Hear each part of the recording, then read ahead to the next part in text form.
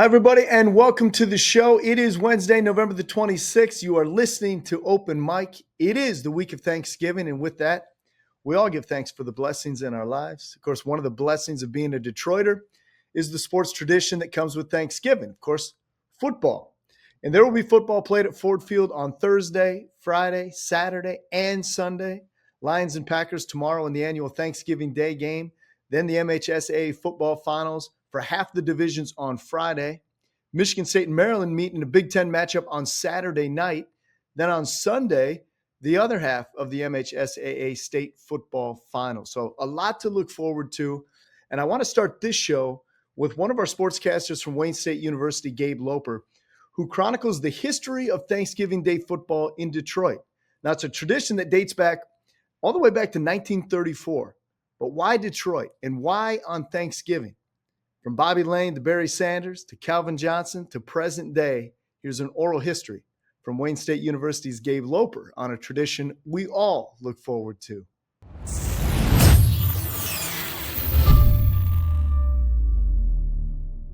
I'm Gabe Loper, and today we're digging into one of the biggest traditions in American sports culture, the Detroit Lions on Thanksgiving Day. It's football, turkey, and Detroit. You really can't separate them anymore. But how do we get here? Why Detroit, and why has this tradition lasted nearly a century? Let's rewind to 1934. The Lions had just moved from Portsmouth, Ohio. Their new owner, G.A. Richards, wanted to make a splash. Here's a challenge, though. Detroit was a Tigers town, and the Lions were struggling to get their attention. So Richard comes up with a bold idea. Let the Lions play on Thanksgiving, and let's put it on national radio. He made a huge deal with NBC to broadcast the game coast to coast across 94 stations. A huge move at the time. Suddenly, the Detroit Lions weren't just a local team, they were being piped into the homes across America while families carved their turkey that first Thanksgiving game. November 29th, 1934, Lions versus Bears at the University of Detroit Stadium. Ticket sales completely sold out. However, the Bears won 19-16, but a tradition was born. After 1934, the Lions committed to Thanksgiving football every single year, with only one exception, from 1939 to 1944 during World War II. From the late 1940s to 1960s, Thanksgiving became a stage where some of Detroit's brightest stars shined. Bobby Lane, with that gritty, old school swagger, Doak Walker, one of the greatest early Lion legends, and of course, Alex Karras, who turned defensive dominance into entertainment long before he became a movie star. In the 1950s, the Thanksgiving game was officially Detroit's holiday. Families built their days around it. Michigan was turkey, stuffing, and Lions football in that order. And remember, for decades, Detroit was the only NFL team to play on Thanksgiving. It was their thing, their tradition, their spotlight, until the Cowboys also joined on the Turkey Day fun in 1978. Fast forward to the 90s, when the Thanksgiving game became more of a national showcase because the greatest to ever do it, Barry Sanders, Barry turned Thanksgiving into a highlight reel. His most legendary performance, 1997 versus Chicago Bears. In that game, he rushed for 167 yards and 3 touchdowns. In the game, Detroit dominated 55-20.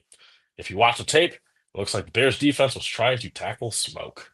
Thanksgiving Day became Berry Day, and kids across the country, especially here in Michigan and the Detroit area, grew up thinking the holiday wasn't complete until number 20 broke a few ankles. When Barry retired, a new superstar took center stage, Calvin Johnson, Megatron. His most iconic Thanksgiving moment came in 2015 against the Eagles when he pulled in 3 touchdown catches from Matthew Stafford.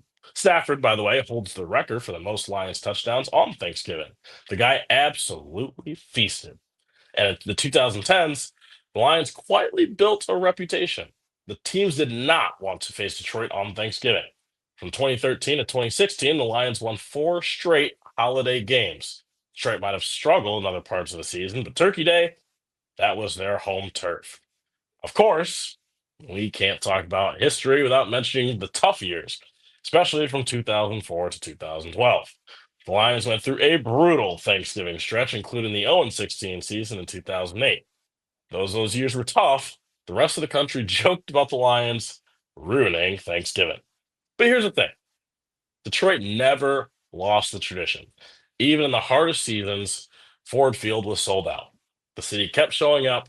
The fans kept believing, even if it meant brown bags on the heads of fans. In a weird way, that loyalty became part of the story too. Now enter Dan Campbell, the kneecap biting, culture shifting, energy driving head coach of the modern day Lions. Under Campbell, the Lions have attempted to reclaim Thanksgiving as a symbol of pride. Despite Dan Campbell's 1-3 record on the holiday, the team is more talented, and the first time in decades they're seen as a legitimate contender in the NFL. And fans have noticed. Detroit's Thanksgiving game was one of the top-rated broadcasts of the entire NFL regular season. When it started in 1934 as a marketing stunt, has become one of the NFL's most beloved traditions, and Detroit is still at the home of it all. So where does this tradition go next? With names like Amon-Ra St. Brown, Jared Goff, and Aiden Hutchinson, the Lions are promising something fresh because apparently decades of disappointment needed a rewrite. Maybe this is the era where Detroit finally turns Thanksgiving wins into January runs, though history suggests maybe is doing most of the heavy lifting there. This is Open Mic. I'm Gabe Loper. Happy Thanksgiving. Isn't it something how team owner George Richards set out to create a little buzz for his new professional football team all the way back in 1934? And now it's become an annual tradition the entire country looks forward to. Now, here's a little bit of trivia for you. George A. Richards not only owned the Detroit Lions, but he also owned this radio station, WJR. And he was responsible for WJR moving to a 50,000-watt radio station in 1935, the year after the first Thanksgiving Day football game played in Detroit. As we take our first break, I want to turn it over to the voice of the Detroit Lions, Dan Miller. Here are his favorite Thanksgiving Day memories. Much more to come right here on Sportscaster's Open Mic. You know, when you work in the media in Detroit, you know exactly where you're going to be on Thanksgiving. And for most of us, there's no place we'd rather be. The tradition that we have is one that just brings the heat every year. You can feel the electricity downtown from the moment you arrive. In particular, the past several years when the Lions have started to improve and play meaningful games. Players all understand what it means to be a Lion on Thanksgiving and the history behind this one. Remember, Dan Campbell played on Thanksgiving as a Cowboy, as a Lion, and now he's involved as a head coach. Some of my favorite memories, the game against the Steelers in '98 with the Jerome Bettis botched coin toss that led to a Detroit win. The Darius Slay interception against the Vikings that led to a last-minute victory. The most famous game, Thanksgiving Day Massacre, 1962. Lions sacked the Packers and Bart Starr 11 times and beat Green Bay on a year in which they won the championship. That was the only loss they had all season, Thanksgiving Day in Detroit. Players and coaches all have different ways of celebrating. Many tell me they have family in town, packing their house. Some come to the games, some stay back and cook. But for them, just like us, it is a time to spend with the ones you love. That's what we do. It's a time in our house when everybody comes together. Some cook, some head for the game.